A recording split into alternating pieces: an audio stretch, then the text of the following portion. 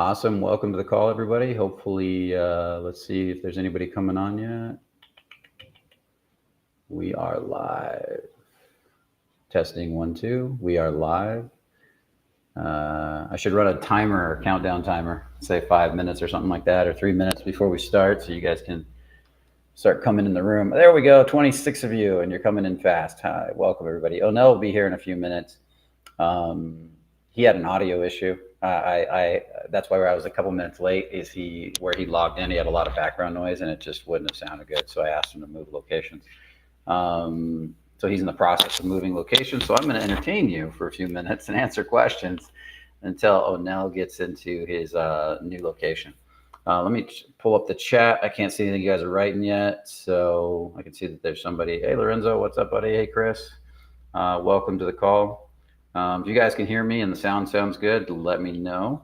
And so what's going to happen is Onell will be he said probably 10 minutes late. Hopefully it'll be a little less, maybe a little more. In the meantime, I'm going to go ahead and talk with you guys, give you a little introduction to Onell, and then maybe answer some questions. And then what we'll do is when I post this on YouTube, maybe I'll cut the beginning off and we'll edit it down after the fact, because you can do that with YouTube.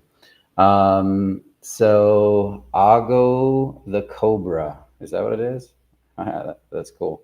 Shower repair. What's up, buddy? Let's see. Nicholas, welcome to the call. So this is going to be an interesting interview.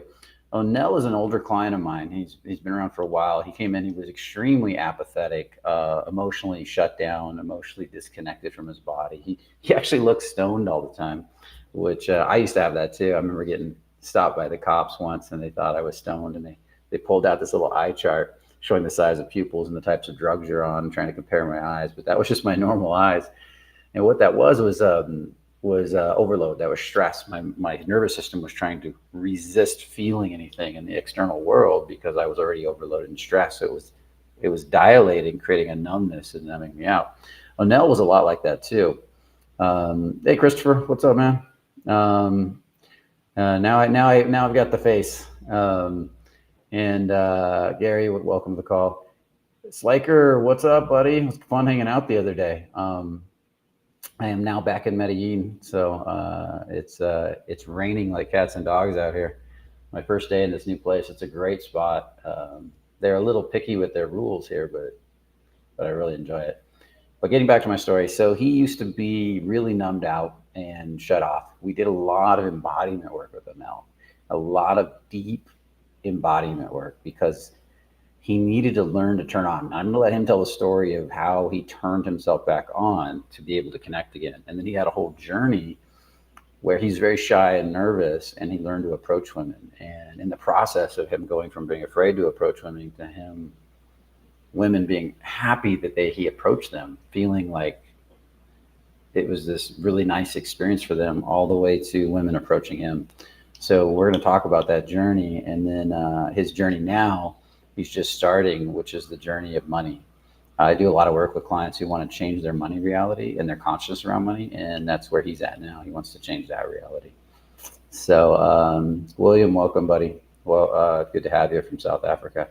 So that's going to be the conversation we're going to have today. It's going to be a fun conversation. I actually brought Onell to Tulum, Mexico, for my last embodiment event to help out with the embodiment event because he was doing so well. I had him come out, put him up for the week, fed him for the week, took care of him, and he really helped ground the space. The more people that are in this space creates a resonance or a contained space, which allows everybody who's not there to kind of sync up. It's like we're creating a vibration, and when the vibration matches and comes together, everything, and if we can hold that vibration, now that really present, still open vibration, then everybody else can learn to come together and connect with that vibration. But if we're constantly breaking from it, and say going into our heads to teach, going into our heads to get stressed out, to think, not flowing, then they can't come down and be with us in that presence. So that's really the work I had him do. And I was just looking at Onell, and I've had him do that twice now with 2 different events. And I'm just looking at how present he's becoming, how much he's being a healing force to the world just by him being him, walking around. And I've let him tell that story too. And it's quite beautiful, because as you get more present, you actually heal people through conversation. And that's something I want him to talk about more too, is how that happens, why that happens, and what that looks like, so you guys understand. So I'm sure some of you have had an experience similar to that in your life, but you may not know it yet. So,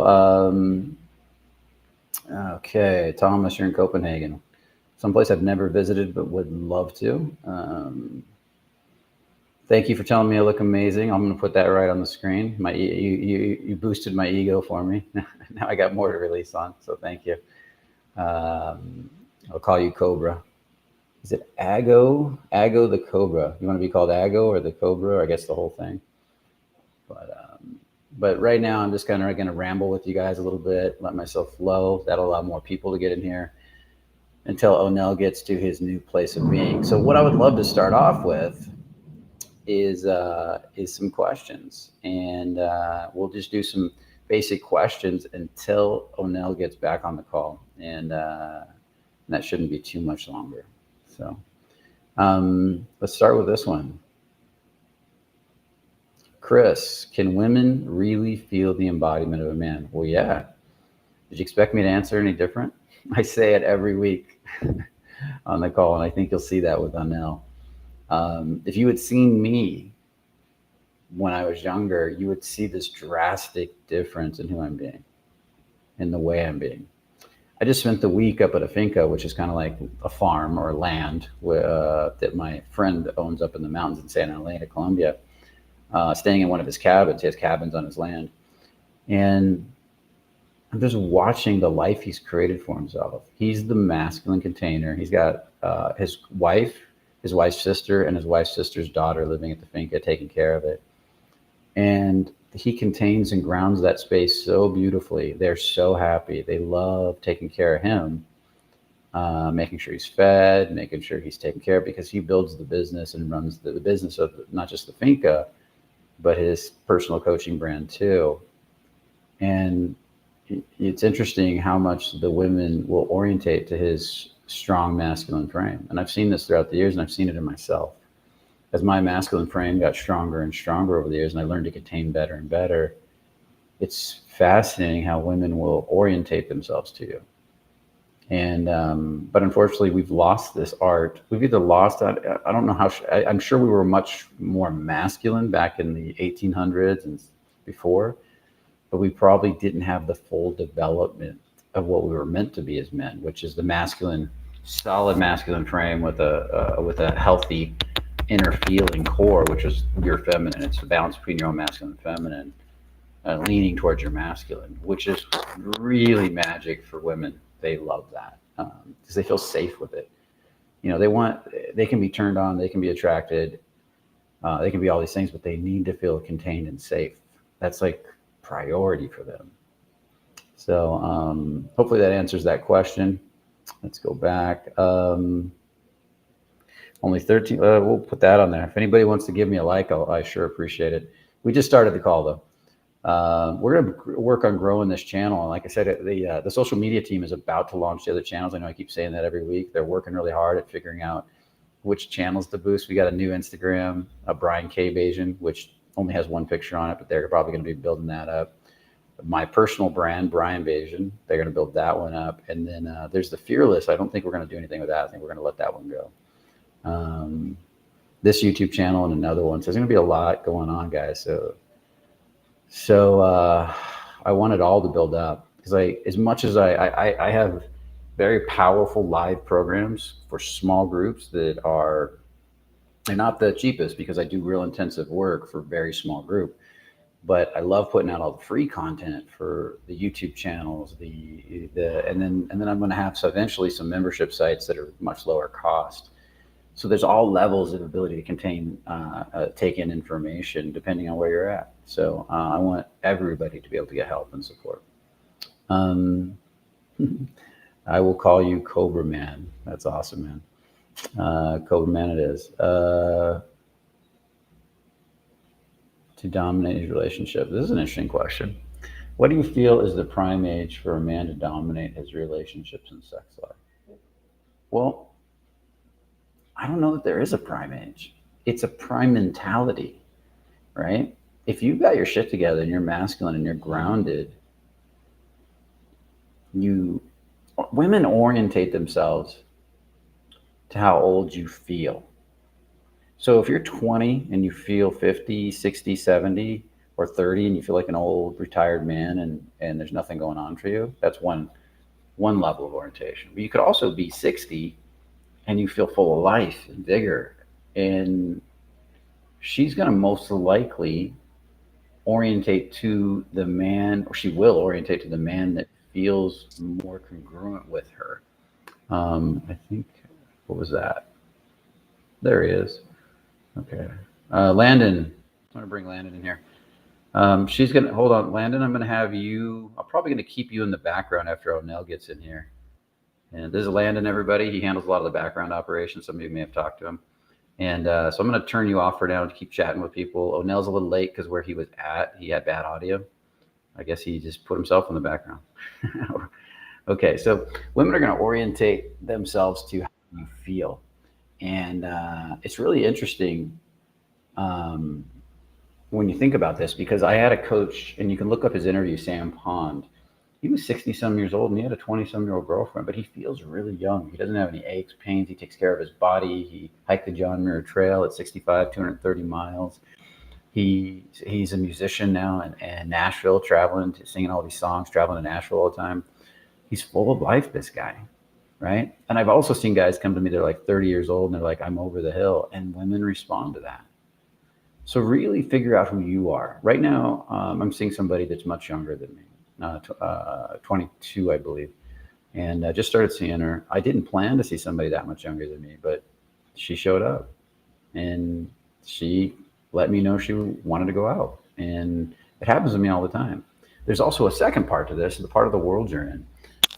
You're going to find that there are other parts of the world where age really matters less and less. Places like here, Colombia, Southeast Asia, on average, like Thailand, Philippines, Eastern Europe, what they want is a solid man that makes them feel safe. When you get into more westernized societies, they care a little bit more about age, but they're a little bit, I got to be honest, this is a little red pill, but women who have a lot of feminism in them tend to want it all. You're supposed to take care of me, and I'm supposed to make my own money. You're supposed to, and they have this kind of energy about, like, what are you bringing to the table? It's a little bit of entitlement. Not all of them. There's some really good ones that, and I don't mind women have rights and freedoms and all that stuff. I love it. But when I get around a truly feminine woman that wants to surrender to a man, not because she thinks he's better than her, but because she can bring so much value to his life as the feminine, and she sees what he brings to the table, there's nothing like it. And those women tend to care less about age, to be honest. Let me switch back. Oh, here's Onell. Buddy, how you doing? Welcome back. Can you hear me? I can hear you clearly, yeah. Nice. Welcome to the call. I'm going to pull up the chat again. I closed it. I was just answering some questions while you were gone. So everybody, this is Onell. He is a client of mine, he's been a client of mine for several years. And I talked about him earlier. For those of you that just got on the call, we had Onell took a little while to get on because he had to move locations because he was at a diner that was kind of noisy. But Onell was a client of mine that I talked about. He had the what I call the stone thing, which I used to have, where you felt really stoned all the time and kind of disassociated from the world. And that's literally what it is. You're disassociating from the world, so you don't feel as much emotion. Onell broke through that, and we're going to have a discussion today about how he broke through that, how he got through his approach anxiety, how he started approaching a lot, and how approaching for him, and tell me if I'm wrong with this, but the one thing I love about approaching when it's done really right, and you guys have never heard this before, how approaching can become healing to the people you approach. You can have interactions that really cause people to be really glad, even if it's temporary, just for a moment, they met you. And you're bringing more compassion, love, connection, intimacy to the world. And I want to start with that. Do you agree with that, Onell? 100%. You know, it's funny. I was thinking about this maybe a couple days ago, and I had this realization. I was thinking, I'm like, I don't think it's a good thing, nor is it meant for us to be isolated from each other. You know, I agree. because it's like it's just so different when you interact with people and you're able to connect and you see the transfer of energy. You know how much of a big change that does. But I do agree 100% because when I go and approach, or for instance, my job, which requires me to interact with people on a day to day basis, I see what it's like to open somebody up and for someone to react to my energy. You know, when at first they were like maybe, if not sad or neutral, and as soon as I start to talk, it makes them want to talk more, which usually ends up happening. People want to continue talking or just start telling you more information that you didn't even ask for, and it becomes like this beautiful discussion. Hmm. You know, Yeah, and there's a reason for that. That I think a lot of guys, when they're learning to approach women, miss. And I'd love to. Can you talk about what you think the reason is? Because I really want everybody to hear. Like, I've been teaching this stuff for years, but people need to hear it from students that have gone through it more recently and have their own perspective. And I think hearing these different ways of talking about it really helps them to wake up and understand what's really going on here. So can you share why is it that approaching done the right way, I'll say embodied, and you can disagree with me all you want if you have a disagreement, actually causes people to heal, to grow, to change? yeah. Well, for one, I think the person you are approaching feels like, wow, this person is here with me. They're present. They're listening to me. They're taking me in. I can actually feel them. Whereas before, like for me, for instance, when I was shut off, you can't connect with that person. You can't resonate. You know what I mean? Mm. And when you're open, like you said, the healing process in that is your ability to allow yourself to be seen. I think that's one of the main things. Along with You hear the along, thunder? oh, is that what I'm hearing? Okay, I thought Yeah, I you're was hearing thunder. okay. But it's that vulnerability, I think, that allows people to be open with each other and share that moment that makes it. It's like a this authentic way of being. I don't know, but that makes because you know what it is. People who oftentimes when you're going up and approaching, people have this wall. Like, who is this person? This is a stranger, or you know, when you start to talk to them and they open up and they start to soften, it's like a relax, like I can breathe, or you know, this sense of it's just this nice connection between two people, and you can heal because it just allows for two people to connect and share this energy. You Yeah. know, Can you share? And I want to get back to your story. I want you to tell your story of how you came to feel this. But I before we do, I have a can you few of them. share the story that you just told me when you came to Tulum to help me out at the event? I had him come to. For those of you that didn't hear it earlier, I had him come to my last embodiment event about a month ago in Tulum, where he spent a week on the beach and helping clients drop deeper and deeper into their bodies. Because I always like to have people that are present there really understand what presence is to help bring the vibration into the right place for everybody to connect to.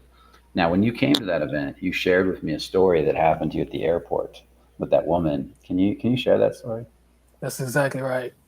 So it's on a connecting flight. It was the last flight I was taking to get into Tulum, and I checked in. It's time to board, and once you scan your pass, we're on the walkway to get into the plane. And I'm not thinking nothing of it because I'm always practicing. I'm always practicing grounding, welcoming, being open. So we're on the walkway. It's kind of a line. So we kind of stop, and I'm behind this lady, and but I just pause for a second, and she turns around.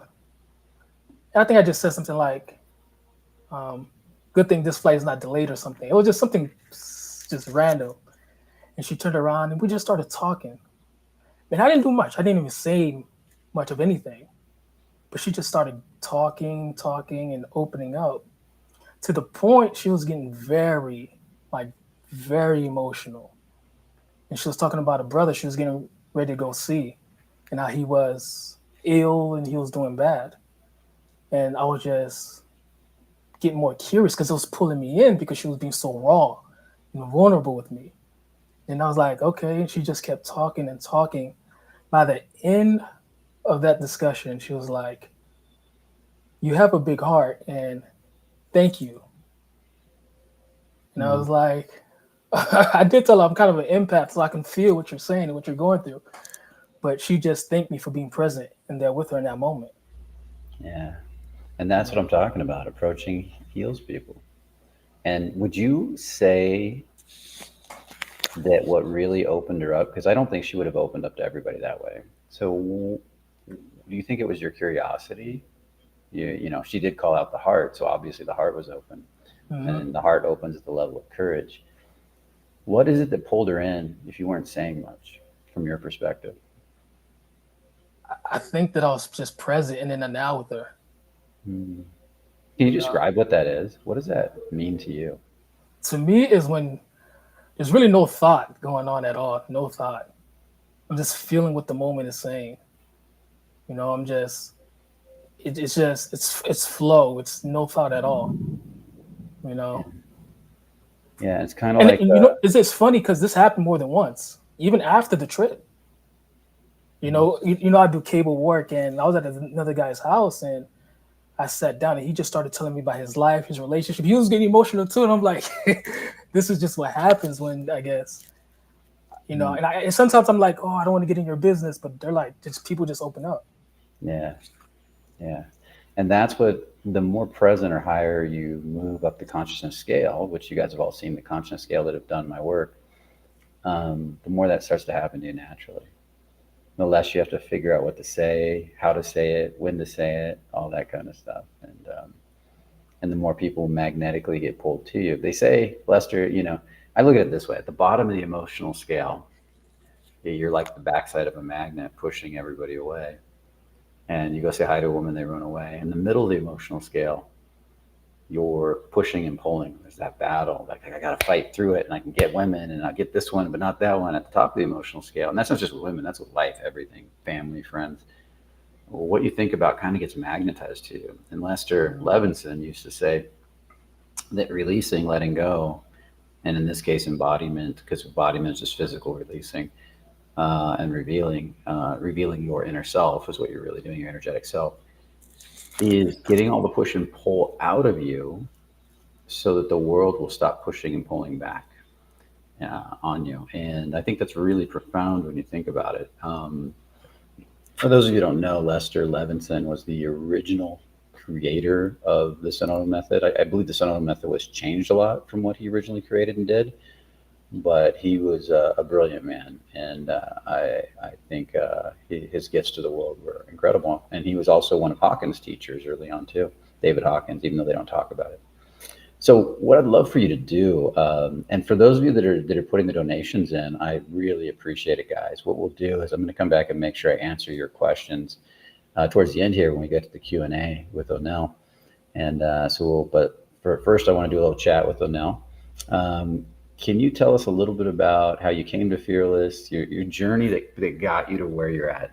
And we'll kind of play along. I might interrupt, I might ask questions, but what brought you in the door, and where was your big change at that you feel like you? Because I always say that you're climbing the hill, you're working, or you're wanting, you're forcing, you're trying to get there, and then there's this point when things start to shift and start to flow more. When you really Yeah, start to open up into cap, can you kind of go through that a little bit? yeah, for sure. It all started off. This was late 2021. I can remember really wanting to get good with Oh, by the dating. way, I say fearless, but But it's yeah, yeah, fearless is no more. It's now brianbajan.com. The fearless man still exists. It's just it's not my brand anymore. I gave it to somebody else. So the fearlessman.com is now belongs to Dave Stoltz. So go for it. yeah. And it started around dating and with women and just interacting with people. And I can remember late 2021, the start of 2022. I was like, there has to be a change. I want to just go out and be the person I want to be and go after things that I want. So the top of 2022, prior to that, I was already watching a lot of YouTube videos and trying a few things, and nothing stuck. So I was trying different, whatever I can see. And when I came across Fearless and trying your techniques and the things you would say, I was getting progress and it was working out for me. So I finally said, you know what, I gotta get, you know, one of these in person with you. And the top of 2022, I went on the website, I made the call, and I can remember this just like it was yesterday. I made the call saying, please don't pick up, please don't pick up, please don't pick up, please don't pick up. And on the second ring, Mike picked up and we chatted. He said, you should come out and do one of the experiences and start from there, pretty much. And ever since then, I've just been consistent and showing up. And one of my big changes, I would say, was Jupiter. Florida Embodiment Live was huge for me. Well, go to the, can you go to the one before that? Not Jupiter, Miami. Are you talking about Embodiment Live? That was Miami. Yeah, that was the first one. Yeah, and then you that's when you dropped off the numbing. the numbing. Yeah, what did I call it? What did I say it looked like back then? I was stoned. Yeah, stoned. I was stoned. I can remember that one too because I walked in and it was like I couldn't understand much. I was like, "What's going on? What is all this?" Yeah, it's super abstract, isn't it? It confuses. And you're like, I remember you telling me I was stoned. This was like the second day we went through a few of the practices, and I think that night, the end of the second day, you're like, there's a practice you can do to clear the numbness, the numbing in the eyes that I had where I was going blind and I couldn't feel anything. And you gave me this practice to just stare at something, lock in with it, and don't break. You say choose an object, switch objects, but just continue to do it. Eventually it'll break and you'll be able to feel things. And I went home that night. We ended around 7:30. And I got back to the hotel at 8 and I practiced till like 1 or 2 in the morning. 1 or 2 o'clock in the morning. I came back the next morning. You pointed it out immediately. Like, look, he looks different. And I was like, yeah, I can feel. I know. I think I got it now. I think I can feel.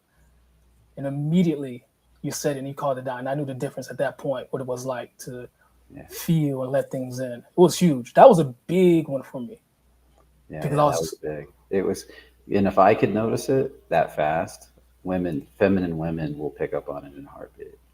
Because they're the femininity or the vulnerability in them tunes them to these types of things. They get drawn, pushed, and pulled from them. It was a radical difference on you, and you actually did the homework. I give a lot of people these homework assignments, and sometimes I have to tell them 100 times before they do it. And something that could change, let's say in a week or a day, in your case, takes them months or years because they don't want to face the emotion that's buried inside of them. I have a client in my new 6-month group in one of the pre-calls before the group even started. I talked to him about his apathy, and that buried inside of his apathy was shame and guilt. And that's what always with shame, guilt, and abandonment's buried in apathy. And if he's willing to feel it, willing to go through it, unpack, rip open the scab that's the apathy, or the cocoon, or the callus that's apathy, and get inside, he's going to feel all these emotions that are going to suck. And but he'd been doing a lot of releasing, so he's ready for it. I wouldn't tell somebody to do that right away. And between the time I gave him that instruction in the first class, he showed up, he was a different human being. He was like, yeah, I went in an hour a day. I would not let myself. I said I wanted to look at my phone. I wanted to distract. I wanted to do anything but go down into it. But I said an hour a day. And a week later, he said it broke. And I says, now I have the confidence. Like, I feel like I was afraid to tell you what my dream was before, what I really wanted to create. I wanted to build this business, but I was okay with just being a guy that was trained in IT and I was settling. Now I'm going to build the business. You could feel the difference on him. And it was so neat to see somebody actually dive in and do that. was beautiful.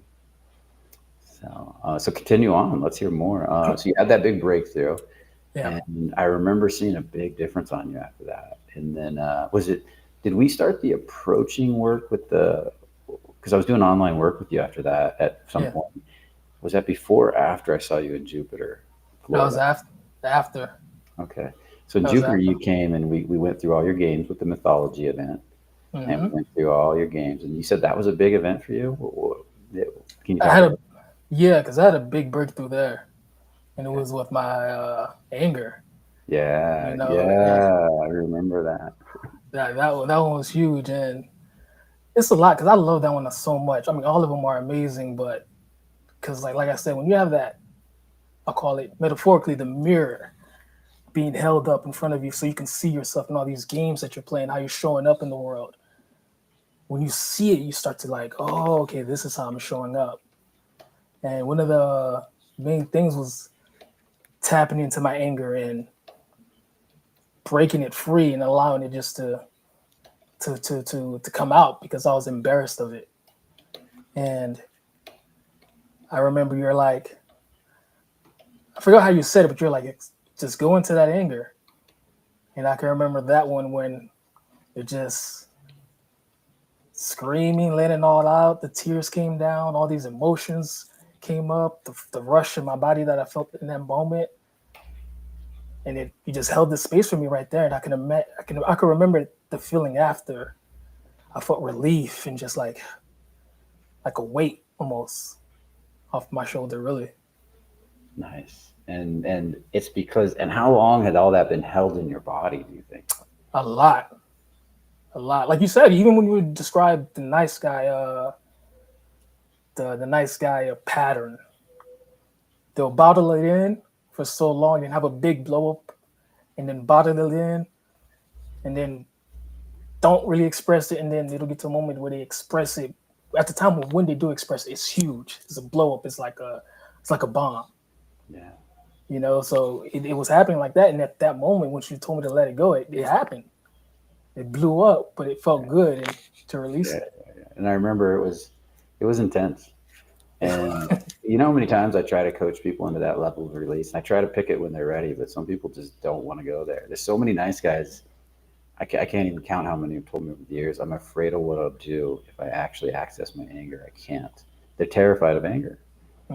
And because they're terrified of anger, they can't have courage. They can't have peace. They can't have love. They're trying to skip anger and pride to get, like, I don't want to upset anybody. But the Right. nature of life is upsetting people. And then as you heal those wounds, you get happy. You grow tighter together. Like I had a mild disagreement with my girl last night, and it made me laugh. It was no big deal, but and she's coming over later today, and I know it was needed. You need these moments because there's resistance and fear about going to the next level. You need these moments when you need to bust through them and then let it kind of simmer, and then there's a healing. And if I'm open to the healing, open to those emotions, open to we'll go deeper, right? Mm. And we'll rebond, and it'll build trust and clear all resentment. But if I just ignore it and let it die, like butt heads and then die and go the other way, and then let it fade away, then it builds resentment. And that's the death of all relationships is resentment. So we need to constantly clear this resentment. And anger is really repressed resentment. All that anger was most likely that you let go of in that moment. There's tons of repressed resentment put, like a volcano pushed down towards family, towards life, towards things not said, towards bullies, towards I don't know what it all was, but you understand what I mean. And all the things not said, all the boundaries not set, Hmm. and do you know all the things you were mad about?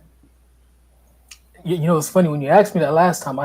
This is exactly what it felt like a photo album or book that went through a various of things. Mm, It just flip, flip, flip, flip, flip, flip, flip. It was going through so much in that moment because I yeah, could remember saying it's like I was seeing it. I was just letting it all out back to back, back to back. It was such a relief. nice. Do you know Yeah. who Adashante is? Who? Adashante. He's a Buddhist monk. He's a white guy, but he's a Buddhist monk.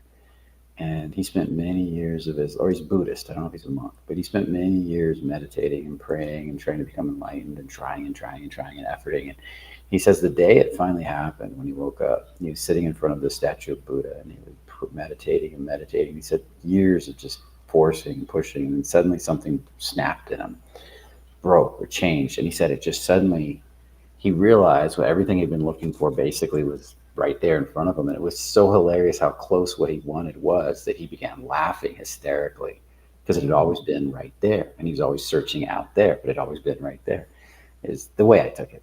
I'm paraphrasing, of course.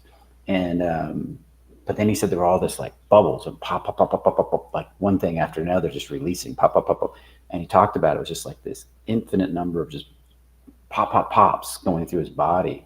And that's exactly what I pictured, exactly what you said, that there was just, it was story, thought, belief, attachment, aversion, one after another going pop, pop, pop, pop, pop, pop, pop, pop inside of him when he finally became separated from the ego completely and saw his true self.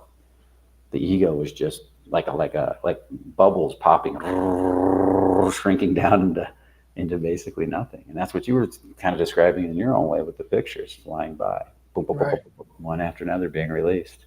Hmm. And we need that because if we just waited for our natural physical process to wake us up and didn't have these practices, I was reading Yogananda's book just yesterday and today, and he's saying it take 1,000,000 years.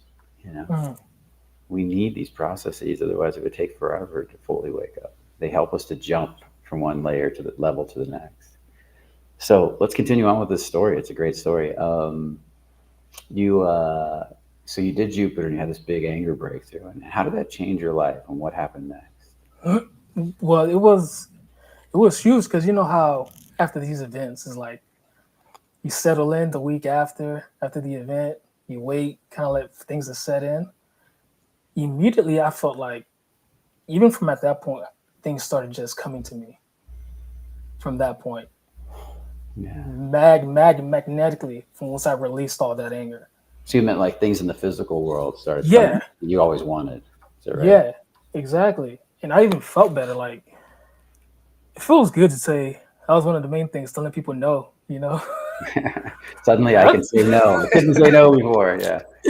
that was like one of the main things, or just like you said, setting those boundaries and not having that that shame or guilt for saying certain things. You feel powerful.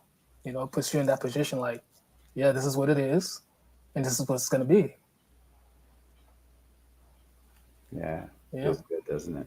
And to not, like you said, not have that shame or guilt when you do it. yeah. And and how much did that change your life? Like for me, setting the boundaries takes me out of the future and the past, takes tons of stress out of my life. And I look at there's tension that grows you, and then there's stress that breaks you down, right? Tension creates oxytocin and grows you, like my workout this morning. Then there's stress, worrying about the future and the past, which breaks you down with cortisol. Um, how much did that get stress out of your life? A whole lot. Because Mm, think about it. If you're worrying about what to say or how the person's gonna react, that alone will make you change what you're gonna say, and then it's not gonna get the reaction that you really want because you're not gonna be honest. So you're just thinking about all these things. Once you could just set it, like this is what it's gonna be, and this is what I'm setting my mind to. It's like a sense of okay, I said it, and that's it. That's yeah. it. I'm moving on. You Yeah. know, So when you say that, it's very interesting because did it affect the way you talk to women? And because a lot of the guys on here are here for relationships and dating. I get a lot of guys that are married that are working on their relationships. Did it affect the way you talk to women you were meeting? for sure. Can you Could be talk more about? on. Could be more honest and say exactly what I want to say without it. But you could be more direct. Yeah. You set Were you editing the way you approached women before that, and then you stopped a editing? 100%, 100%. No, I was not even saying what I really wanted to say. I was trying to approach, be nice and respectful, and that it'll get you so far, but it wasn't the full authentic way. Yeah. So can you give an example of how that changed? So I'm sure people out there right now are going, what do you mean? What did you say? What's the difference? You Yeah, know? yeah. Well, usually in the beginning when you would approach, you all say like the same thing. You develop a pattern of what you're gonna say, and it's a typical things. Hey, I think you're cute. Or I think you're beautiful. This, that. It would be like the traditional, regular things. Keep it safe, right? I don't want her to run away as soon as I walk up. Let me keep it safe, and then I'll try to ease my way in. But then no, one time, this was at a grocery store at a Publix, actually down the street from me, and I went and I seen this lady, and I mean she was a 10, a 10. And I seen her from a distance, and I already told myself, oh yeah, I'm gonna go walk up to her, right? And I felt the rush in my body. And at this point, I have already been doing the approaching, but I was getting excited when I was doing it. And I was like, I'm not even gonna worry about it. I'm just going to let the moment teach me. And I walked up right to her. I was like, you look fucking sexy. In the moment, I just said it. And she was like, it threw her off for a second. She was like, oh my God, you're confident. Like, you know? And ever since then, that broke my pattern. I was like, the moment that energy, what you feel and what you really want to say, they'll take it. You know? As long as you're like in that moment, it felt better. Like you said. As long as it's congruent. You know? There you go. That's it. It's congruent. Yeah. You know, you gotta be in integrity with what you're feeling and in your body. Like when we talk about embodiment, it's a very important piece for approaching. If guys don't know how to be embodied, that stuff might go wrong because if they're leaning forward in their body a lot and they're not in their body and saying it from a really solid masculine container, you know, you're fucking sexy and just owning that space versus they're leaning in and there's that want and then they're like, Onell said to say you're fucking sexy, I'm going to use that. And then they start going and it goes all wrong. It goes south. That's what the pattern was in the beginning. Yeah. You learn certain things to say, and it's like it doesn't land the same way when you're in the moment and you just said really what you wanted to say. Yeah, you know? Yeah. It's funny. I had a client years ago, long before you came to Fearless. He was on Third Street Promenade in Santa Monica, and he was practicing saying whatever came. He wasn't gonna. I'm not gonna think of a thing to say. I'm gonna walk up to women on Third Street, and whatever is there, whatever wants to be said, I'm gonna say it. So he walks up to these two girls. And if anybody knows Third Street Promenade, he was actually really right out by Barney's Beanery. And he said, you have the best resting bitch face I've ever seen. And she started laughing. She thought that was fucking awesome.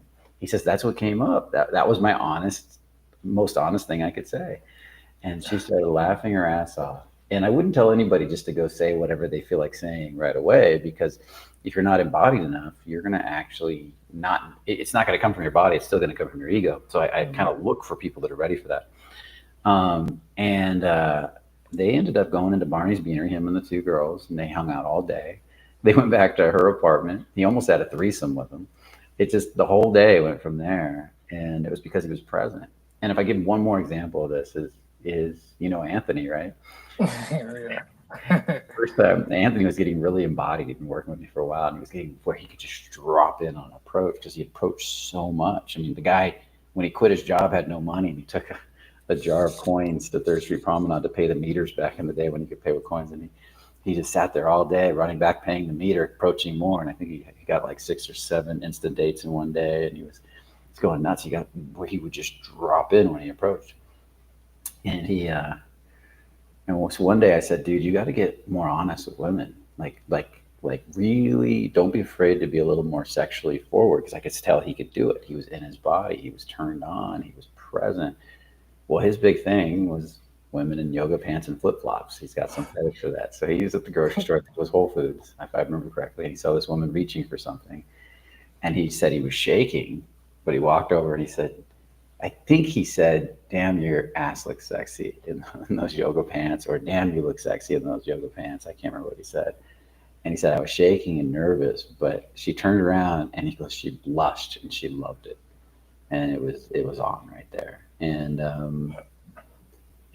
it's really powerful when you think about, when you know you're in. Now, remember, this stuff can go wrong or right. So I wouldn't give this advice to just anybody that's stuck in their head. That isn't feeling their body. Just so people can know, a lot of people might be on here going, well, and I saw somebody write about it earlier, that Onell looks all jacked. He's muscular. Women probably like him because of his muscle. before. Can you talk about that? Because you had the muscles before, right? I did. That's right. That's Yeah. right. I've always been active, but that story in particular. Okay, if I can get into the 6 month story now. Mhm. So, guys, before I was not getting approached. Like, think about this: you're practicing on approaching women, and all of a sudden you start to get approached. And this wasn't until I started doing this 6 month, and Brian had me doing some activities. So during the 6 month, it was for me to start doing approaches, whether it was at the grocery store, bar, or coffee shop, to start doing some approaches. And then I would go to the club or the bar. This one incident was at the club. I'm just standing there because that was one of the first practices, just to go there and ground and just be there and take in all the energy. I went in there and I just moved around for a second because I was a little nervous, but then I found a spot by the bar and I was just grounding. I was just there taking everything in. There was a few guys to the right of me, to the left, chat for them for a second, but I was just taking everything in, grounding. And there was a girl that came around at first, talked to her for a little bit, but then she like went off. And I remember staring off to like the corner right of my vision, and I was just looking, but then these two girls walked up to me. Mind you, I'm standing to two guys, all right. They walked directly to me. One with a friend. She had a friend with her, and I was talking to the blonde actually. We actually just started chatting, and her friend started talking to one of the guys right next to me. But I think they got in like a small argument or whatever, and they're like trying to go back to their section. And they're like, the blonde was like, no, you're cool. She grabs my hand and pulls me back to their section, like where their friends were at. And I start talking with her over there some more. That was that one incident, right? So I'm like, okay, cool. I'm not, I'm gonna let that, whatever. Then I remember this was happening often. I was going to the bar and then just good interactions. And I remember coming from the bar one Friday night. The next morning I wake up, I'm on the phone having a conversation with Landon. I remember just talking, just chatting about how good the bar was. I'm down the street where I lived. I was walking my dog. A car is driving by. I'm not thinking nothing of it. And I hear somebody say something. I'm not paying attention. I look over to my right, and a girl yells out, "You're fucking hot." I look, and I'm like, "Oh, thank you," because I slowly started to walk towards the car. I wanted to see who this was. But she kind of turned and continued. And I'm like, okay, I was laughing on the phone too because I was there and just explained to him how good of a night I had the night before. And then within that same week, this is my neighborhood. I walk around my dog there like all the time. It's not a big deal, right? So I'm walking around, and this lady who usually rides her bike, and see her from time to time. It's no big deal. And one day, it was within that week, just kept happening. Like it was back to back to back to back. She finally just stops out of nowhere. She's like, "Do you know how handsome you are?" And I was just like, "Okay, thank you for your honesty." We chat for a little bit for a second, and she just continued. But this was happening around the same time, back to back. So I wouldn't say it's the muscle. Trust me, that's like the muscle gets you halfway in when you approach, but having women approach you, that's different, and that Yeah, wasn't happening before. and that wasn't happening before. And for guys to know, how tall are you? 5'7", Yeah. So five you're seven. not like 6'4" with muscles. You're five Yeah. seven. And I tried to explain to Pete guys that Eddie got really good with women at 5'2". The best guy I've ever seen with women, he was about 5'8".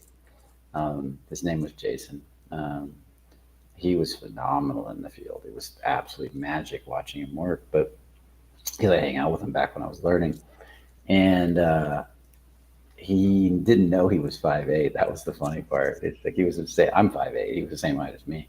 And I'm standing there and I'm like, dude, you look like me. He's about my height. He's about my build. Why am I having trouble? This guy's killing it. And I laughed because I had to tell him. I said, dude, he's like, no, I'm like 5'10", 5'11". And I'm like, no, you're not. You're 5'8". At least you're the same height as me. He's like, really? He's like, oh shit, I never knew that. Like literally, his mind just never cared. He didn't worry about how tall he was. That He didn't think that's about it. that's funny you say that. You know, like during the first experience, sometimes they bring your shit up, like the models will kind of say certain things, and one of them tried to use that to me. They're like, "You're short," and I was just like, "That's funny," because in my mind I feel like I'm 6'3", and she just moved on to the second thing because it didn't stick. Because I don't believe that, Yeah, yeah, yeah. you That's know. exactly right. And with Eddie said, when Eddie said, I knew he was over it when Eddie said, "Damn, I love it when I have to step on a stool to kiss a woman. It's so fucking sexy." And I thought that was awesome. And it was just a great way to think about it. You know, he's just like, now he owns it. He makes it part Hmm. of who he is, and that's everything. So can you talk about this process of, I'm sure everybody's like, you went through a whole process of learning to fall in love. I got so many questions here, but you got a whole process of learning to fall in love with approaching that we did together online. It was over time. Hmm. Um, can you talk a little bit about that? Because in the beginning, you did not want to approach. You were like, I want to get over my fear of approaching. I want to get over my fear of approaching. Yep. And just remind me what because I'm probably getting some of it wrong, but can you remind me of what that process was and where we went on this journey together? Yes. Yes. The key that I use to this day to help you get yourself going, stepping into action, was the 777s. Mm. And that's huge. That helps because I kept over calibrating because I wanted to get a big win. So what do you mean by And over calibrating? so when you have the 777s, you want to have it. Seven is like the rating on a scale of 1 to 10. Do you believe you can do it? Do you have love for it? And what was that? I forget what was the third one. Yeah, you turned on. Are you turned on for it? Yeah, Yeah, and if you believe you can do it, so you got to have belief. Like there's no point in yeah, trying something you don't believe you can do. But yeah. yeah.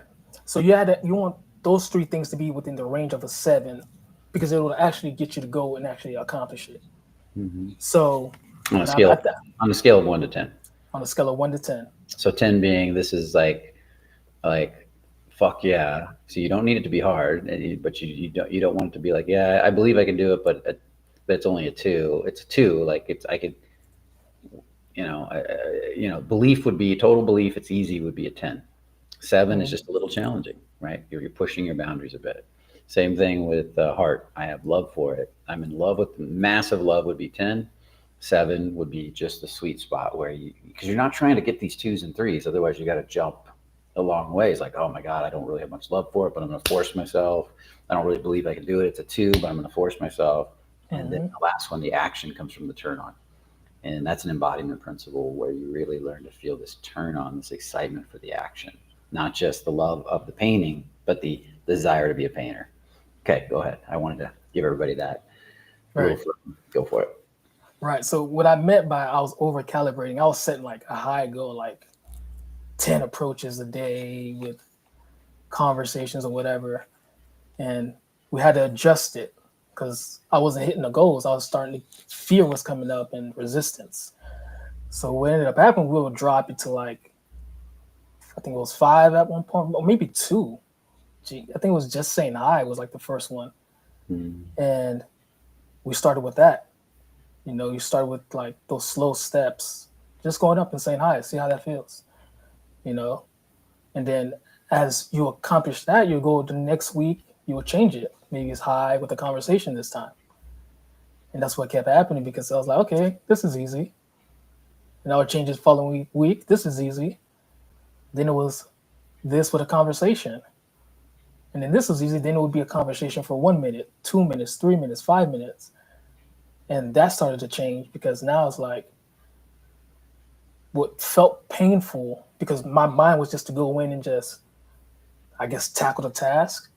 When you broke it down and went from saying hi first, have a 1 minute conversation to a 5 minute conversation, you start to enjoy it because you're like, okay, this is not that bad actually. And it's actually more easier at one point, especially for someone like me who, when I don't know, people just start to talk. Actually, I needed to get away from some people at one point because they wouldn't stop talking, because that's what started happening. So the So that, conversation, yeah, the conversation became very easy. So it was celebrating. One of the key things too was this: celebrating all your wins. Yeah. not overlooking none of it. That's key, because then that lets you know you're getting success. If you overlook it, then you're only looking for the big thing.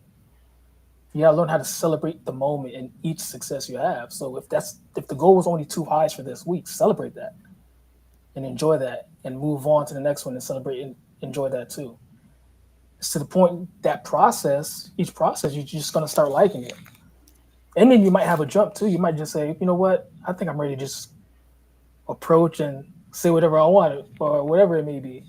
You can start adjusting from that point. But that was the key thing for me, was enjoying the process, was knowing how to go into it, you know? Yeah. I refer to it as the pain pleasure principle. If you're associating too much pain with the process, there's the short term result, there's the approach, there's the fear on the front end, but then there's the after I'm done, do I have a sense of a win? Do I have a Yeah. sense that I accomplished something with this approach? So if you have a short term fear, but by the time you finish doing the activity, you always get a long term win. You're going to associate it more with pleasure.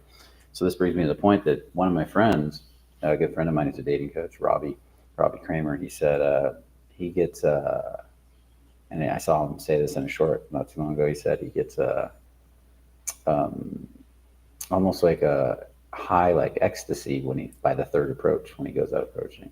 And I was wondering if you ever experienced anything like that. Oh yeah, the flow happens quick. Depending on who you are, the flow will happen quick. It's to the point you don't want to stop. Yeah. Like I think I would set goals like that, where it was um, do an approach, a minute conversation, and then I would go for 10-minute conversation, just because you get in that flow. You're like, this is easy now. I'm getting this. This is nice. Yeah. I like the way this feels. You And then it's know, amazing because when you hit that point of flow and all those endorphins are pumping, you feel like you can do no wrong. no wrong at all. And you almost can't. Like almost everything works at that point. Just like Yeah, when you're off, nothing works. When you're off, you're like, fuck, I'm way off. I need to break. I need to go meditate. I need to go stop for a bit. And yeah, yeah. it's really powerful. For people hearing this, you still have your off days, right? Oh yeah, for sure. The only difference now, you don't take it personal. They're like, okay, Yeah. it's a off day, but I'll get back tomorrow. Yeah, tomorrow will be that much better because of it. I feel the same way with skiing too. On a bad day of skiing, when my legs are burned out and I can barely hit the black diamonds because I'm tired and beat because I've been pushing it too hard, I'm like, that means with a really good night's rest, maybe 2 nights, Yeah. I'm gonna be badass in a couple days. And I know. It's the same thing. Like I work out. I have bad days at working out where I don't feel it. Like I'm like, and it is what it is. I'll just come back and I know I have another one another day. Tear it up tomorrow. Yeah. Okay, so one more topic I want to cover with you, and then I want to take a few questions from the audience. I want to definitely cover anybody that's given a donation here, like Hayes Business, and everybody. I'm going to go back and answer those questions first. You guys are awesome. Thank you. The question I have for you is what where does embodiment play in this? Like, if you were doing all that approaching stuff with the sevens, we call them the sevens, right? Hitting, it's like Vegas, you're hitting the 3 sevens, and you didn't have good enough embodiment and you're in your head, do you think it would have worked? Not at all. I don't even think. Well, knowing me, I don't even think I would have taken action. Right. I would not have made the first step. And So, I've done that before, where I've tried and where I know I'm not feeling great. And like you said, everything is off. yeah, Everything is off. Nothing works. yeah.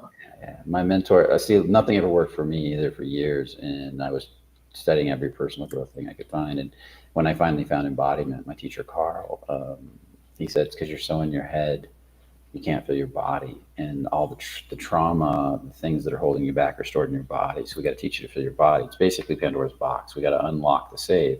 You're not going to like it, but inside of there, we're going to clean out the trauma. But if you keep trying to do it from your head, you're only going to make things worse. So you got to stop. So he was the first mentor to actually say, stop going in, stop state bumping, stop pushing, stop forcing. That will work for some people, but not for you, because you're too in your head. You're too disassociated. So for the people on this call, can you kind of describe from your perspective what embodiment is? And I've noticed some people asking how to get more embodied and stuff like that. So anything you want to give on that? And because we're a little, I don't want to run too long today, guys. We're going to be a little over an hour. Maybe we'll go an hour and a half. But yeah, dive into that question. Before I answer that, I want to go back to one more thing too about the guy said, "Oh, he has muscles," and you'll be surprised. Like when you go to like a bar or a club, or like when I was at the bungalow too. Like I remember Anthony stopping me to the side, or you'll see some guys who come in like tie designers, the chain, and but you can if you look over to that section where they're at, that energy, they're just on the wall. You can see there's like a Mm-hmm. you They can try so overlook. Yeah, like you can so hard. almost over you can overlook them. Yeah, So it yeah. really is energy. Like you got to be. Well, I had a friend. His name was Brian too. He's a great guy, but he was a good-looking motherfucker. I mean, he was fucking off the charts good-looking to the point where I knew a woman that was a lesbian most of her life. She said she liked men now. She saw him for the first time and she goes, God, he's gorgeous. It made me laugh. He was a shirtless bartender in Vegas. Chicks would chase him. I loved going out with him because he was kind of nervous, kind of anxious. And we would go stand places and women would come over like crazy because he was fucking tall, perfect muscles, perfect tattoos. He had it all set. He was a lure, man. But he'd get a little nervous whenever one he liked came over, really liked. And I asked him one time, I said, does this happen to you all the time? He goes, all the time. And, but when a girl came over he really liked, he'd get a little in his head, get a little nervous, pull a little back. And it was so easy for me because I would just sit there and they'd come over for it because he was so good looking. And then I would just start talking to him. And the next thing you know, they forget about him. That didn't mean he didn't get women. There was plenty of women, but it was so easy for me to forget to meet women when I was with him, and it made me laugh. He was a cool dude, though, really cool dude. And then when he calmed down, women really liked him. So Yeah. there's the story. So women looks do help. Yeah, it does help, but not. Feel- Yeah, Yeah, once you have to start, actually interacting, then it'll yeah. go away. I think it's great to get in shape, get some muscle. If you want tattoos, get tattoos or get some good at fashion. Figure out what's right for you. Right, do your thing and be that and put the best lure. But really, all that does with women is get the door open. Beyond that, you still got to show up, right? And Exactly. that's the hard part. So, a guy with good game that knows how to talk for and flow and ground and be present and open, he's going to be the one that ultimately is going to magnetically pull the women towards him. Right. And They actually say that. Like they're like sometimes some of the ugly guys they'll say have the most attractive women. yeah, It's because he doesn't care. He's free, yeah, and he exactly. he just gets them. Women love freedom from outcome, man. But anyways, yeah, let's dive in. So talk about what is embodiment to you and why it has an effect on your life, or you think from the clients you've seen has an effect Mm-hmm. on their life when a lot of the clients I work with, nothing else has ever worked, right? All And right. why does that embodiment piece and the way and I do it different, by the way, guys. I do energetic embodiment. I don't just do embodiment. It's different. Um, and I can go over the difference in that, but I don't know if you've ever even traditional embodiment is just, in my opinion, just kind of moving to learn to feel the body. I'm teaching you to feel the energetics that drive the body, that to move beyond the body. So it's kind of a spiritual process. And the dating is a little bit of it's fun, but when you start to understand this, you realize there's so much more to life and that it solves so many other problems. So continue on. What is it? What is this energetic embodiment thing to you? Energetic embodiment to me is I think it's really all of it. Like it's like setting yourself free from all your stories and your whatever you have that's holding you back. Once you really get into it, it's like you're breaking down all those walls and you can really be your true authentic self. I think that's what energetic embodiment is. You're moving off your true emotions, your feelings, and all your energies.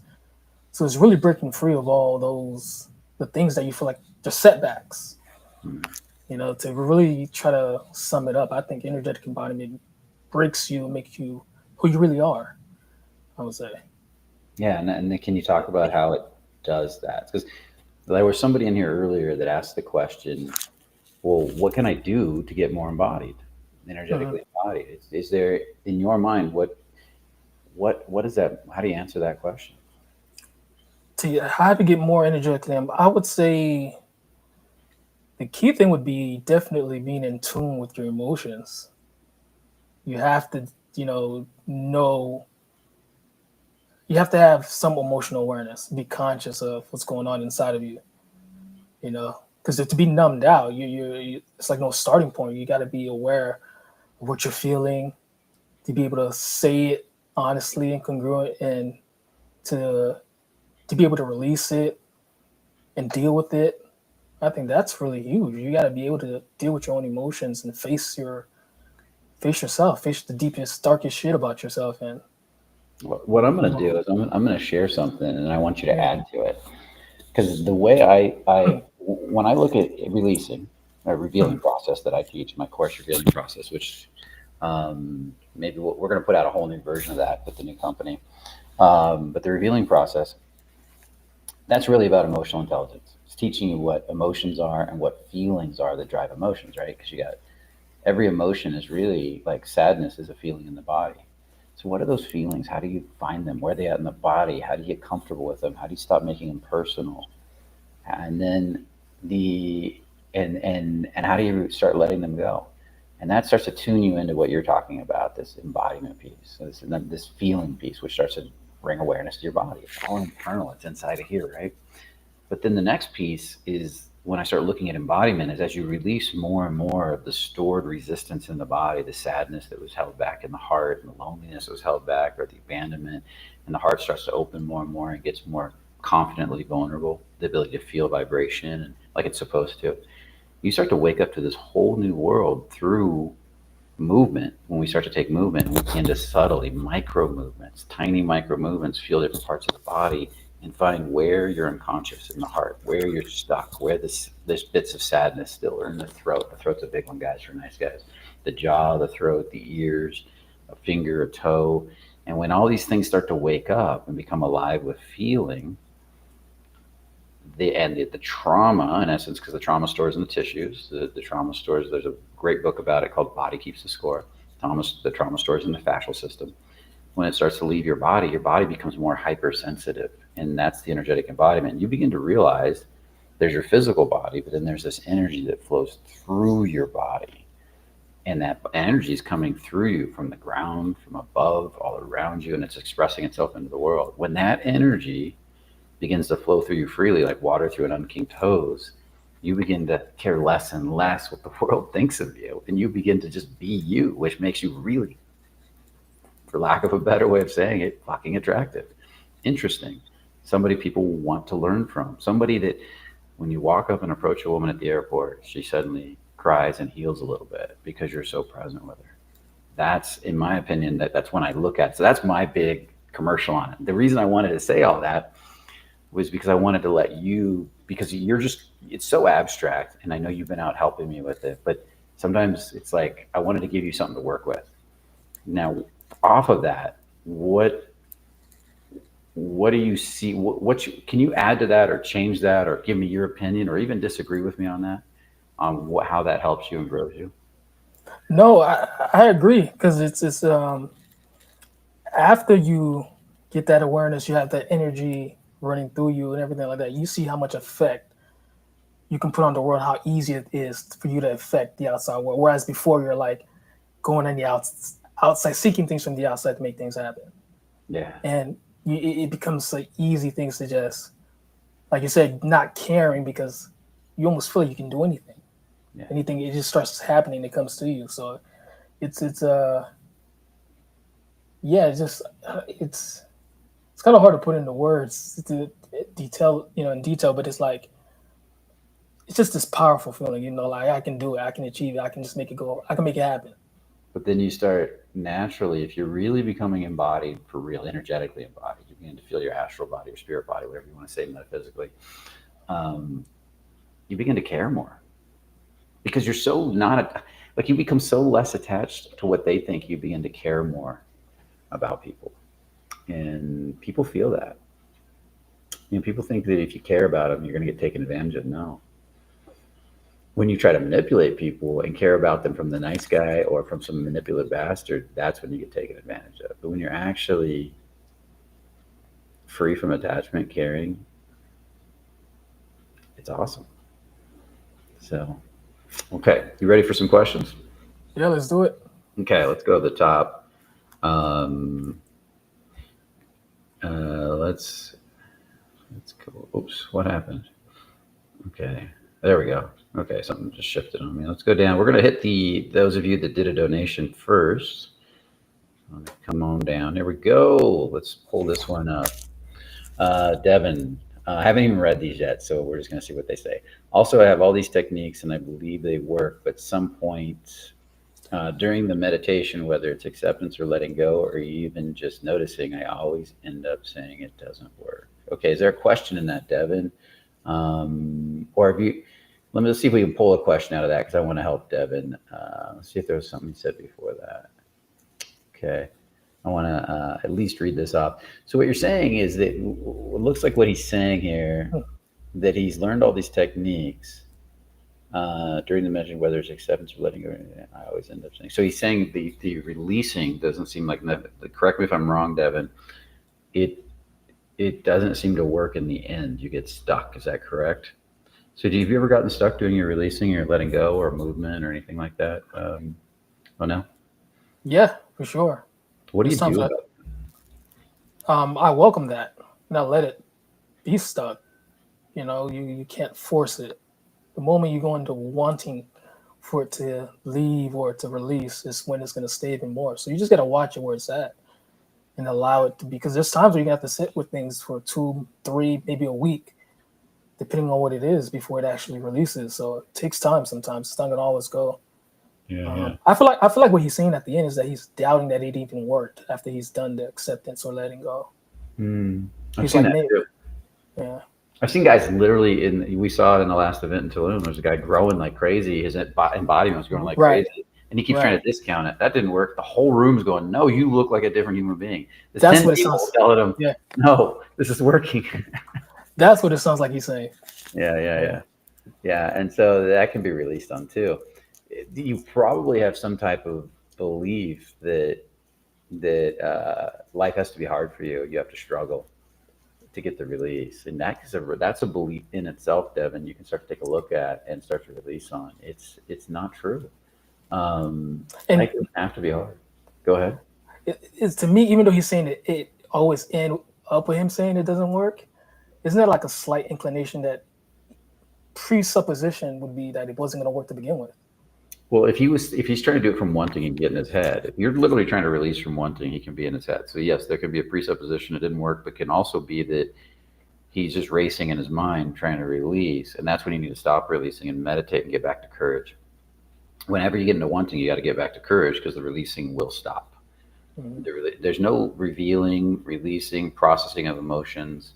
You can't reveal to the next level from wanting. And that took me a long time to really understand the nature of wanting. But wanting is probably the most, wanting, forcing, having to is probably the most insidious beast we have with keeping our continual growth. When you get good at understanding the difference between courage and wanting or forcing, and courage, and when you're in one or the other, your growth goes through the roof. So, and you had to go through that too, is that correct? Or did you have anything like that? Yeah, I was just going to say that. At times where let's say a bad day in particular of approach, and then you're having one of those bad days where things are not going good, and you probably get angry. You're like, I'm gonna just go do more. You're forcing. It only makes it worse. It doesn't get better. That's how I got this bump right here. I was skiing, going off jumps, and I was doing my switch 180s, and I've been doing them for different jumps throughout the week, and I was determined to nail this jump. And I was in a race, and I wouldn't stop. And I went down, and I remember going back up this. They have these little beginner chairlift that goes right up to the train park, and it was just rotating. And I was like, I gotta nail it. And I got into wanting, and everything inside me, I heard the voice say, "Stop, take a break, meditate, do not go again." I didn't listen. And then I went again, and I never fall, hardly ever, but I fell off the button lift, it's called, and I was like, fuck, and I raced down again, and it was that jump where I was the most in my head, most racy. I went off, caught the edge of my ski, landed on my shoulder, ripped away all the tendons, and almost knocked myself out to the helmet. And I heard everything inside me. It told me to stop. I didn't listen. And so I was like, I think about that all the time now, and I'm like, I'm going to listen. When they're racing, I'm going to stop. I'm not doing anything, especially something dangerous when the racing's going on. Okay, ready for the next one? This is Maxwell. Welcome, Maxwell. Thanks for the 20 CAD. Hi, Brian. I recently received feedback from a trusted friend mentor. He said I feel castrated. Interesting. Curious about your thoughts on how or why, as men, we castrate ourselves. Well, this is a great question. I really want to hear what you have to say to that. Oh, no. Yeah, this is like the main thing I think you said Mm. with guys in that the second, being turned off or ashamed, and it's like that's one of the I think a key thing too. The lower energies, when a part of the lower energies. Yeah, I mean, I wouldn't be surprised. I think, especially in Western society, what's going on with a lot of men, you know, not being able to fully be themselves and stuff like that. So I think that's it's a thing Mm. that's common amongst a lot of men. So, did you have to do any work on this yourself, where you had to get back into your hips, or you had to get back into your turn on and start to develop? Did you have any shame around your turn on? Um, I don't know if I had a lot of shame. I don't know if it was shame, and maybe a little bit. It wasn't a lot though, but I did have to do some work there for sure to build that area up. For And sure. what worked for you? I talk a lot about the hip movements, where you do meditative hip movements, and start to develop a neurological relationship to the groin, the penis, the say the perineum, the whole first, what they call the first second chakra area. Develop an intimate relationship to the turn on, because the turn on then runs up the spine and runs through the body and drives you to go create, build, do new things. Did you have to do any work on that yourself? Yeah, yeah, for sure. I feel like a lot of the help too was on the perineum too. Yeah. Was like one of the things like from there it traveled up and it helped my hips. A lot of hip work helped me a lot. Yeah. Um, So and what, meditation on the hips. so for that the hip work is we get into a meditative state. We open our heart, we feel relaxed, and then we take the hips and we do gentle pelvic movements and pelvic adjustments and things like that to develop a relationship to the hip, the perineum, the pelvic floor, and then see if we can get that energy from the ground to come up the inside of the legs and inside of the legs, and then up and run up the spine, because it builds up in there, and you get this nice warm. And correct me if I'm wrong on now. You get this nice warm fuzzy turn on, and then when that runs up your body, it gives you like this. It hits the heart, and then it gives you this joy, passion that amplifies through the body, and it goes on beyond the heart, but it feels really good. And you get to where you can kind of almost pull it up at will. Do you have anything you want to add to that? I don't know. Yeah, well, I would like to tell them, it's very common. It's like I mean, as Mhm. far as men now that with that second, so um, yeah, I wouldn't feel too alone on that. But yeah, working the hips a lot and getting the feeling in there. You might get a lot. You said there's a lot of not only shame in that, but a lot of people cry too when you get into the hips when you start to move it and to discover the feelings in their hips. So Yeah, yeah. yeah, It's a lot of people. I've seen a lot. I cried once when I was doing it early on, and I got to where I started to feel my hips more, but then I started to work them again later. I stopped working them after I started to feel. And then I realized I still needed a lot of work there. And I remember getting this little tingle about this big as I was rotating the hips. I was actually doing it at Starbucks, and I was meditating on my hips, releasing and doing these micro movements. You could barely see me move. And this little tingle right around the psoas, which is, to the right side of the right psoas, close to my right leg, and which is close to the groin. And that tingle, I just sat with it, and I was very curious about it with an open heart. And I was like, wow, that's an interesting feeling. I kind of like it. And I kept sitting with it, and I just moved gently and explored and relaxed and surrender and release, move gently. And then what happened was that turn on, that little tingle moved and became two tingles, and then more and more, and started to spread through my whole hips over time. And I did it every day for a while until this heat started to build. And then when the heat started to build, I started working on driving that up my spine more and more. The microcosmic orbit, or Mantak Ji's book on multi-orgasmic man, and boy, did that have a nice effect on my life. It was really good. It really helped me to get rid. I used to have a lot of numbness down there. I was very ashamed of sex, and I had a lot of numbness, and it helped me to get rid of all that numbness and really begin to have pleasure during sex, because I wasn't having a lot of pleasure early on. So because of the numbness. And another thing that comes up is sometimes our testosterone's low or our free testosterone's low. Could be diet, could be chemicals in the body like seed oils. It could be lifestyle choices. For me, I had to do a lot of lifestyle choices change. You can look at Mark Iron or Mark Iron Method. He could talk more about that. So huge in that area. So I know you got a pretty good lifestyle. You take care of your body pretty well, right? But no. Yeah. Um, just to add to that, you think for a lot of men too, because porn addiction would be a way to castrate themselves. Yeah, if you're Yeah. constantly getting rid of if you're constantly ejaculating, you're going to keep that intense energy low that you could be running through your body for energy, for life force. You don't have to go nuts with it, but yeah, if you're masturbating all the time, you can't let that energy build up and then actually learn to enjoy it and run through your body with pleasure. Because you really can. You can separate from ejaculation and take that turn on and let it just run up your spine and your body and just kind of sit and enjoy your own turn on without the need to ejaculate all the time. And it's very empowering when you can do that. Very empowering. So, did you have to do any? I know some other people had to do work with the porn addiction. Did you have to do any work in that area? No, not really. Good, Mm, good. And maybe I should do a video on that. yeah. Okay, Prasad. Let's see what we got here, buddy. 450 INR. Thank you, Prasad. I really appreciate it. I feel tightness in my body when I am practicing grounding, and I can't focus on talking. What can I do? Do you wanna jump in on that one? Yeah, I feel tightness in my body when grounding. Um, yeah, what I would say is, yeah, just stay with that tightness. Um, when you when he says I can't focus on talking, is it during conversation or just Well, let's see if he's down here. Prasad, are you there? Still there? you Uh, know? I would love to put a comment in the chat.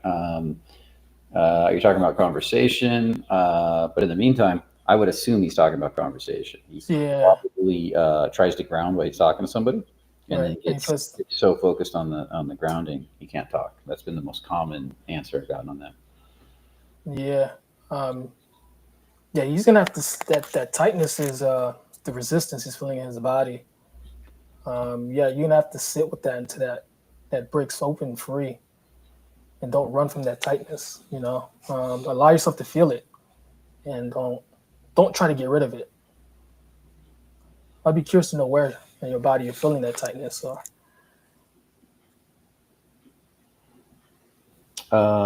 Hold on, really quick. Somebody asked a question here. I just want to send them an email.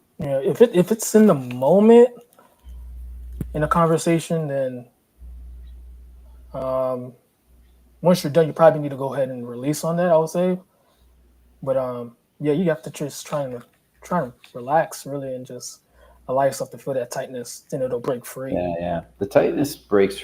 Sometimes you got to feel it for a week, 2 weeks if it's apathy or numbness. Eventually, when it does break through and starts to flow, you don't have to think about it as much. It becomes unconscious competence. That's what you want. That's when you'll begin to be able to talk more again. When you can feel the grounding kind of happening on its own because you've practiced it so much, like dribbling a basketball. Being really good with the basketball, being able to look that way and dribble it over here and run it between your legs, and that all takes unconscious confidence. When you're first playing, you got to think about everything. When you're first grounding, you got to think about everything.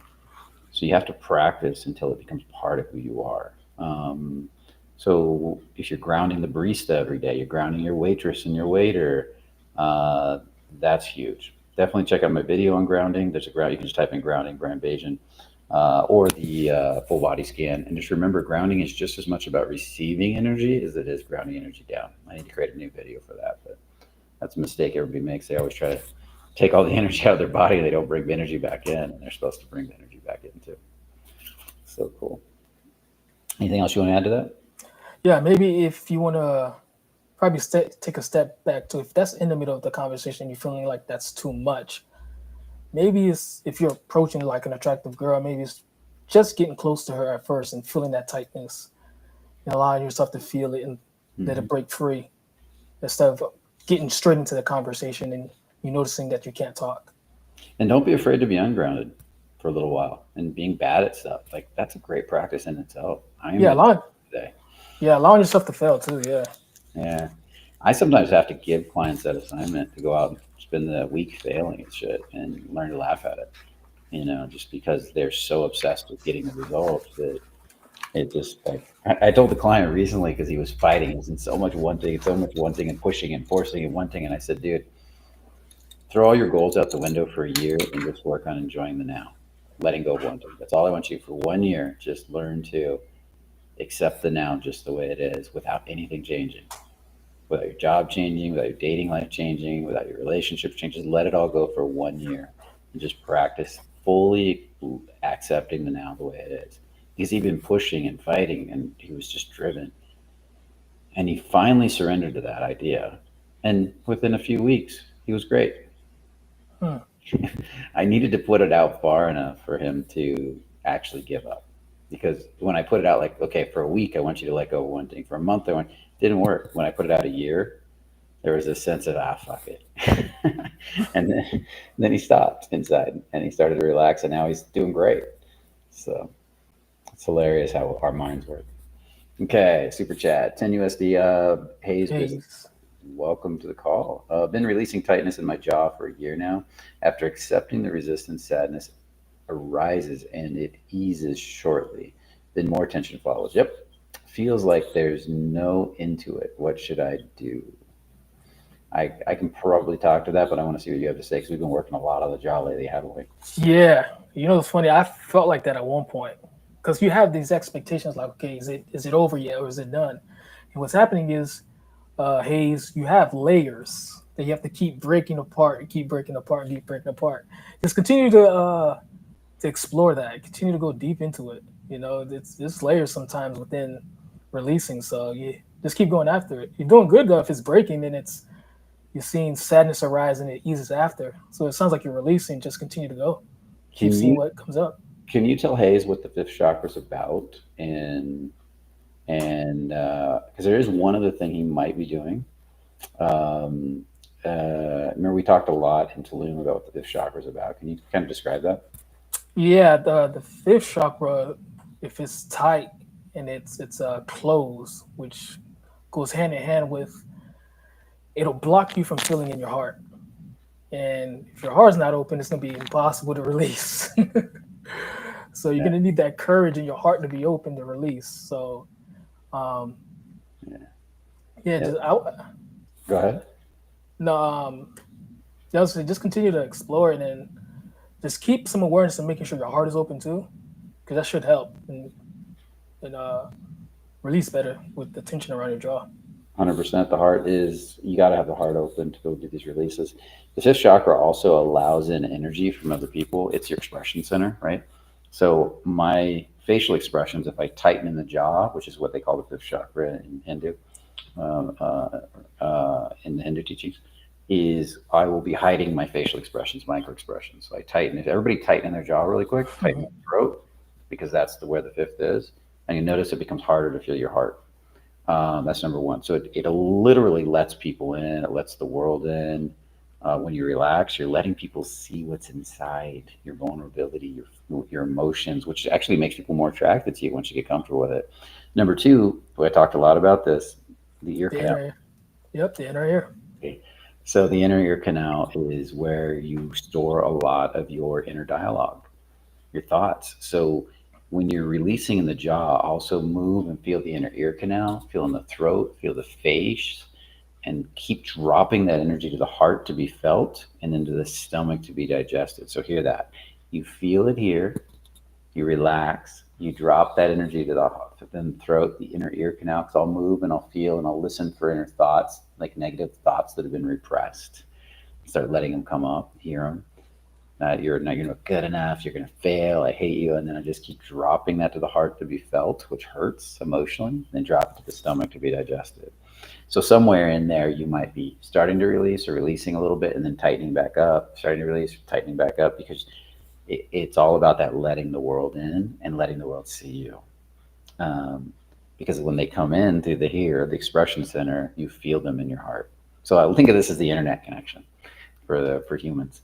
and then this is what they get to see. You're feeling inside. You want to add anything to that? Oh no. It has a powerful effect on everybody when they get that right. Okay. So awesome. This is good stuff. We've been going an hour and a half. It's a long call, but I think it was worth it because not all these live calls do I get somebody like Onell on here who was just killing it. And I know the next step for you is going to be money. And Oh we're yeah. talking a lot more about your money reality. It always they get the when they come to me for women, and as soon as they get that worked out, like I don't care about women anymore. I want money now. uh, how long does it take to see results from doing sexual shame? It could be immediate, could take a month, could take, it just depends on how dedicated you are. If you really go deep with it, if you're constantly distracting yourself. I've seen people in 1 or 2 days make huge changes, and I've seen other people take 3 months, 6 months. It just really depends on the level of distraction, and consistency is huge too. So it's and if you're really walled off, your whole body's walled off. That's a whole nother story. Then we got the whole body is not as walled off. So getting into the second chakra can be difficult because the heart's not open, the stomach's not open, things like that. Okay. Yeah. Oh, there we go. You're welcome, Hayes. He gave us a nice thank you. Um, awesome. Well, we've been going a while. I want to thank you guys. Let's take a couple questions from people that didn't pay actually before we didn't give them one. Just a couple quick questions. We'll grab some people randomly, and then we'll call it a day. Does that sound good enough? Yeah. Gotta Awesome. bring me back. Bring me back. Yeah, I definitely want to bring you back, man. I want to have. I kind of want to make. What do you guys think? I kind of want to make Onell a coach in the membership site. Have him come in there and help out, coach people.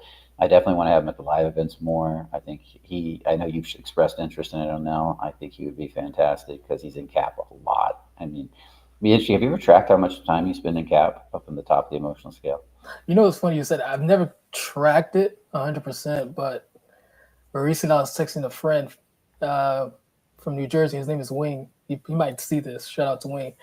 But he seen the video of Tulum. He's like, man, wow, man, I just checking up on you. How you been? I'm like, honestly, bro, I'm just letting life flow, and I'm just happy. You know what I mean? I'm just happy. So I don't track it. I just feel good. You know, Yeah, yeah, I yeah. should probably track it just to see. Yeah, Tyler. That's what Tyler did. Remember Tyler Falls? He tracked. He was a client of mine. He tracked all his emotional state every half hour, and then he would, at the end of the day, he would rate the percentage of time he spent above cap, in cap, or above courage or above versus below, and he just kept doing it and doing it and doing it, and then his life blew up. Just type Tyler Folse into YouTube. He's the nuclear engineer. Reacts YouTube channel. He's an awesome guy. Love that Mm. guy. Okay, so yes, Tim. He did it for. He said for an hour a day, really deep, no distractions, put everything on silent. He had a lot of releasing experience before that, though, so it wasn't brand new to him. Um, let's pick a question. What is the relation? Let's. What do you think? You got What it. is What it? is the relationship between embodiment and being secure and being in control? What is the relationship embodiment? Being secure and being in control.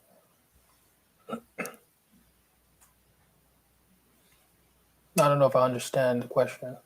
What is the real? How much does embodiment? The way I see it is, how much does Huh. embodiment affect? In what way does embodiment affect your feeling Yeah. of security and being in control? Well, it helps you be secure in a way of owning who you are and accepting everything about yourself.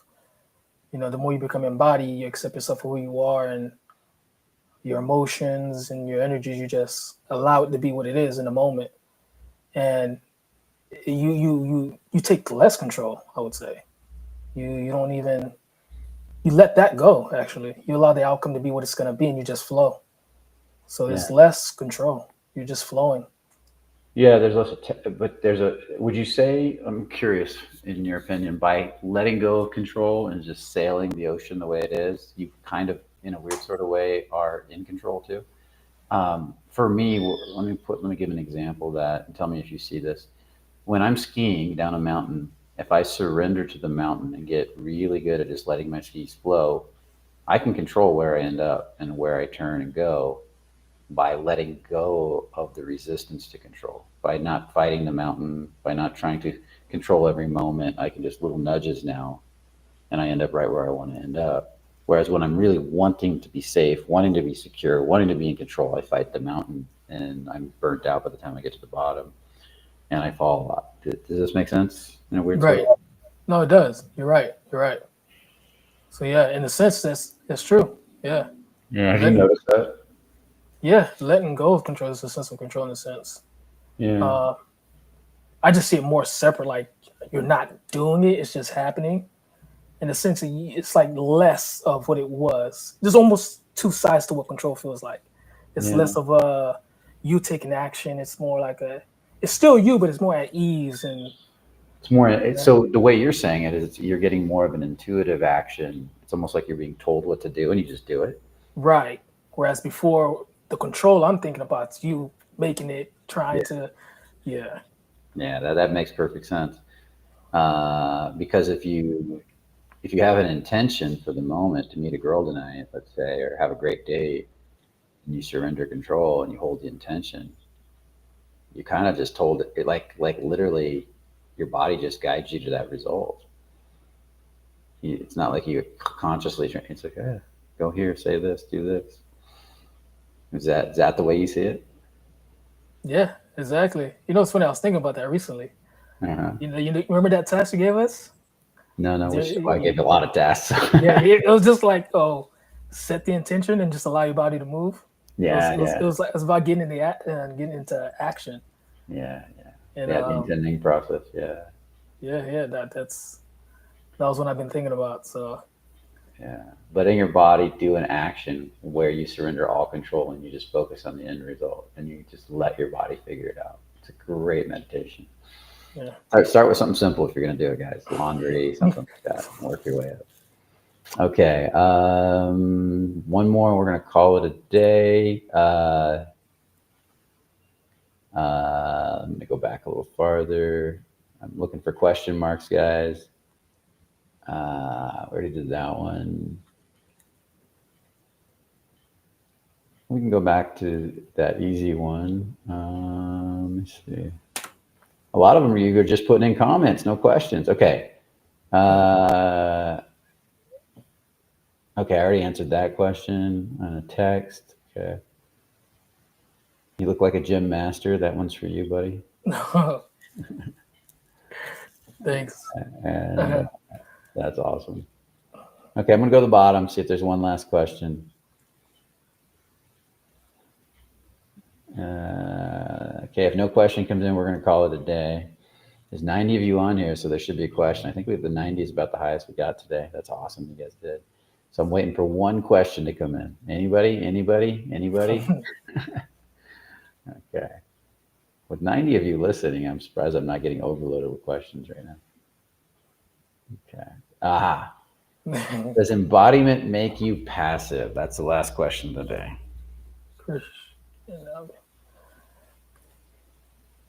Do you see it right there? Yeah, I would say no. It doesn't make you passive. Nope. Not at all. It's, Uh-uh. go ahead. Yeah, you become more. You become actually the opposite of that. You're free. You're set free. That freedom happens, and yeah, no, not even close. Does Not even embodiment close. make you more Uh, relaxed while you're taking action? More for calm? sure, for sure. You enjoy the tension too. Everything becomes pleasant. Yeah, Yeah, that's it. That's it. And so there's a sense that as you get more relaxed, you won't do anything. But the truth is, if you got turn on in your body, it's going to turn you on for action. And um, and then you're going to take action, but it's more like flow state. Like you get in these mini flow states for work and mini flow state for flirting, and that's how life's supposed to be lived. Is in these little flow states that you have all day long. And guys, you shouldn't have to jump up and down, yell and scream, and do 50 push-ups or do anything dangerous to get into a flow state. Flow states are a natural part of who you are. It's kind of crazy to me that people think you have to do all that crazy stuff to access flow states. And maybe I should do a course on that, accessing flow states the easy way. Um, anyways, it's been almost 2 hours. We went a real long time. It's been an hour and 45. I really enjoyed talking to you. I definitely want to have you back. Definitely want to get you into some events so you can start to teach and start to develop your skills in helping other people in this, because I know you enjoy it and you're at that stage now. Sean Slonell online courses, and we'll go from there. Definitely. Let's do it. So for everybody out there, hopefully send Onell some love, whether in the comments later or in the chat. This is going to go up on YouTube. So Onell, if you can check out the comments and respond to people when you get a chance, if you want to, it's up to you. That'd be awesome. And I'll be checking out the comments this week. I got a lot of comments to get caught up on, guys, and I do intend to get caught up on all those comments. With that said, where do you think you guys will go when you die? That's a big last question right there. I think you continue to exist. I think this is a tiny part of consciousness, and I think the body dissolves and consciousness just continues on in other realms and other places of being, and I think it's pretty wild where you go. So love you all. I'll see you very soon. If you guys haven't signed up, if you guys haven't clicked the subscribe button, do that. Definitely comment in the video. Definitely check out the Fearless, brianbasian.com, brianbegin.com. Check that out and sign up for the email list if you haven't already, so we can send you notifications for when these are going to be happening more in the future. Anyways, y'all, have a beautiful day. Love you. Remember, only the courageous really live. I'll see you in the next video. Awesome. End the stream.